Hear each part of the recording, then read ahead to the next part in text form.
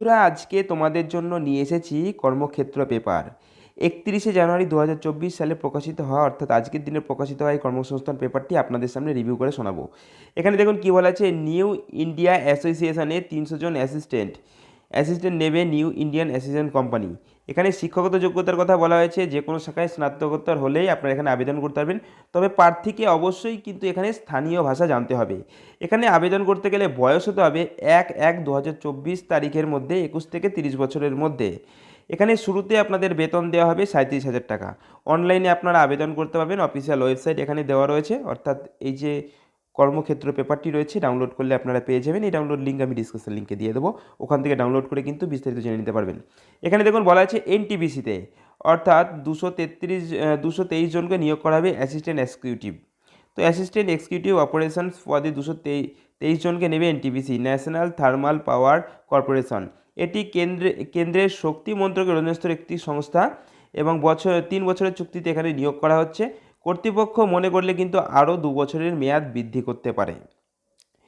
তারপরে এখানে বলা হয়েছে ইসরোতে কিন্তু কর্মী নিয়োগ করা হবে কতগুলো, 213 জনকে। ইসরোতে টেকনিশিয়ান বি এবং টেকনিশিয়ান অ্যাসিস্ট্যান্ট, সায়েন্টিফিক অ্যাসিস্ট্যান্ট এবং কুক, ভেহিক্যাল ড্রাইভার পদে কিন্তু 213 জনকে নিয়োগ করা হবে। এখানে বলা আছে শিক্ষাগত যোগ্যতা কিন্তু আপনাদের টেকনিশিয়ান অ্যাসিস্ট্যান্টের পদের ক্ষেত্রে আপনাদের যে ইঞ্জিনিয়ারিং ডিপ্লোমা থাকতে হবে, তবে কিন্তু এখানে আবেদন করতে পারবেন। বিভিন্ন ধরনের কোড দেওয়া আছে, পোস্ট কোডগুলি আপনারা দেখে নিতেবেন যখন আপনারা এখানে আবেদন করবেন। তারপরে দেখুন এখানে বলা হয়েছে রাজ্যের জন্য একটি খুশির খবর কিন্তু এখানে উল্লেখ করে দেওয়া রয়েছে। এখানে দেখুন বলা হয়েছে রাজ্যে আরও পুলিশ কনস্টেবল নিয়োগ, যোগ্যতার মাধ্যমে কিন্তু প্রার্থী বাছাইয়ের নানান ধাপ কিন্তু পরিবর্তন হবে। 2022 সালের নিয়োগ বিজ্ঞপ্তি অনুসারে কলকাতা পুলিশ ও লেডি কনস্টেবল পদে প্রার্থী বাছাই প্রক্রিয়া প্রায় শেষের দিকে রয়েছে। ঘোষিত হয়েছে শূন্যপদ 2266টি। লিখিত পরীক্ষা সকলদের ইন্টারভিউ শুরু হয়েছে 18 জানুয়ারি থেকে। শেষ অবধি সকলদের নিয়োগের জন্য তৎপর চলছে। তারপরে আরও একটা শূন্যপদ কিন্তু প্রকাশিত হবে এমনই সিদ্ধান্ত নিয়েছে। এখানে বলে সামনেই লোকসভা নির্বাচন, তার আগেই কিন্তু নিয়োগের সেরে ফেলার চেষ্টা থাকবে রাজ্য সরকারের। তো আপনারা বুঝতেই পারছেন পশ্চিমবঙ্গে যে সমস্ত চাকরি প্রার্থীরা রয়েছে, যারা পশ্চিমবঙ্গ পুলিশ ও কলকাতা পুলিশের জন্য টার্গেটে রয়েছে, তাদের জন্য একটি খুশির খবর খুব শীঘ্রই আসতে চলেছে। সেটাও আমরা কিন্তু আমাদের ইউটিউব চ্যানেলের মাধ্যমে আপনাদের কাছে পৌঁছে দেবো।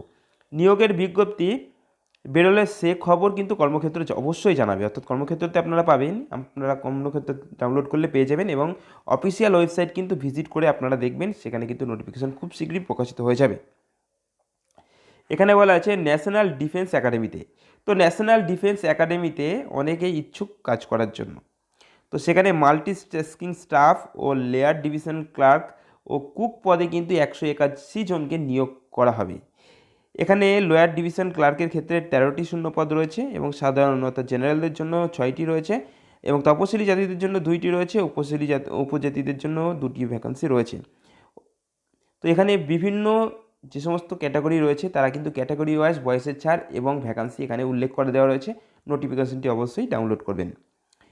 এখানে আরও বলা হয়েছে এনসিআরটিতে 170 জন কিন্তু নিয়োগ করা হবে, যার মধ্যে অ্যাসিস্ট্যান্ট এডিটর এবং প্রফেসর রিডার ও ডিপিটি অপারেটর কিন্তু নিয়োগ করা হবে। হিন্দি, ইংরাজি, উর্দু ভাষায় প্রকাশনা রচনা করার জন্য অ্যাসিস্ট্যান্ট এডিটর ও প্রুফ রিডিয়াল ও ডিপিটি অপারেটর পদে 170 জনকে নিয়োগ করা হবে। National council of education research and technician পদে 4 মাসের চুক্তিতে নিয়োগ করা হবে। তবে কর্তৃপক্ষ মনে করলে কিন্তু 1 বছর আরও কিন্তু হতে পারে। তো এটা অবশ্যই আপনারা ডাউনলোড করে নেবেন। ডাউনলোড করলে আপনারা বিস্তারিত জেনে নিতে পারবেন। আমি এক নজরে আপনাদের কর্মসংস্থান পেপার সম্পর্কে সমস্ত কিছু কিন্তু বুঝিয়ে দিচ্ছি। কেন্দ্র সরকারের অধীনস্থে অ্যাসিস্ট্যান্ট ম্যানেজার অফিসার, এখানে দেখুন অ্যাসিস্ট্যান্ট ম্যানেজার ও অফিসার পদে 79 জনকে নিয়োগ করা হবে। এক্ষেত্রে শিক্ষকতা যোগ্যতা হতে হবে প্রথম শ্রেণীর নম্বর সমতুল্য সিজিএস সহ electronics and electronics power engineering, system engineering, mechanical engineering, এই সমস্ত কোর্স থাকলে আপনারা এখানে আবেদন করতে পারবেন। ভুটানে 100 জনকে পোস্ট গ্র্যাজুয়েট টিচার্স নিয়োগ করা হবে। কোন কোন সাবজেক্টে নিয়োগ করা হবে দেখুন এখানে কিন্তু উল্লেখ করা রয়েছে।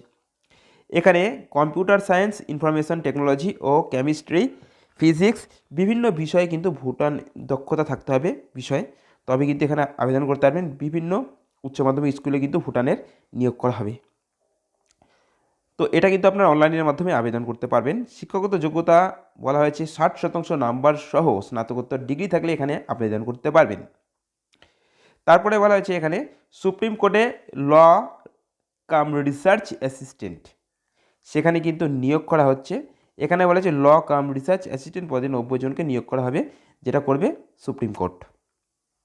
শিক্ষাগত যোগ্যতা স্বীকৃতি প্রতিষ্ঠান থেকে অনলাইনে স্নাতক অর্থাৎ আইন স্নাতক, আইন তো ল পাস থাকলে আপনারা এখানে আবেদন করতে পারবেন। 5 বছরের ইন্টিগ্রেট ও ডিগ্রিধারীরা এখানে আবেদনের যোগ্য রয়েছে।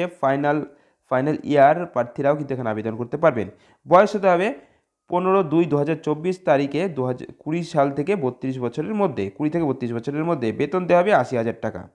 প্রার্থী বাছাই 2টি পদ্ধতির মাধ্যমে করা হবে। একটি পদ্ধতি হবে আপনার লিখিত পরীক্ষা, পরবর্তীতে ইন্টারভিউ হলে কিন্তু আপনারা এখানে চাকরি পেয়ে যাবেন। সেনাবাহিনীতে অফিসার, এবার সেনাবাহিনীতে অফিসার পদে নিয়োগ করা হচ্ছে। আপনারা যদি এনসিসি পাস থাকে, গ্র্যাজুয়েট পাস থাকে সেই সঙ্গে, তবে আপনারা এখানে আবেদন করতে পারবেন, অগ্রাধিকার পেয়ে যাবেন। তো বন্ধুরা, এই ছিল একটি কর্মসংস্থান পেপারের মেন পেজ, আমি আপনাদের দিয়ে দিলাম এবং এটি ডাউনলোড করতে পারবেন ডিসকাশন লিঙ্কে ক্লিক করে। আজকের মতো এটুকুই। পরের সপ্তাহে আরও একটি নতুন জব নোটিফিকেশন এবং কর্মসংস্থান পেপার, কর্মক্ষেত্র পেপারের আপডেট দেবো আমাদের এই চ্যানেল দিয়ে। চ্যানেলটিতে যারা নতুন দেখছেন চ্যানেলটিকে সাবস্ক্রাইব করবেন।